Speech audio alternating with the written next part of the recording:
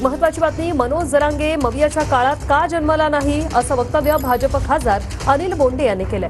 तर बोंडेंसारखी लोक भाजप बुडवणार असं प्रत्युत्तर मनोज जरांगे यांनी दिलेलं आहे. जरांगे शरद पवारला का नाही विचारत, उद्धव ठाकरेला का नाही विचारत, नाना पटोलेला का नाही विचारत?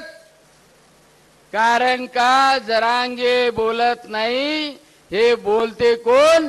शरद पवार बोलते का? हे मनोज जरांगे उद्धव ठाकरेचं सरकार होतं तेव्हा त्याचा जन्म नव्हता झाला का? तेव्हा मराठ्याला आरक्षण भेटत होतं का? नव्हतं भेटत. मग आताच जन्म कसा काय झाला? बोडे कोण आहे आता? उद्धव ठाकरेंचं सरकार होतं त्यांचा जन्म झालेला होता का? झालेला होता तर साष्ट पिंपळगाव चिवडून बघ म्हणा जरशी. त्या मीडिया या सोशल मीडियावर जाय म्हणा जरा चिवडेव असले बोट तुला तर बोट्याला बोट आहेत का बघ म्हणा तुला.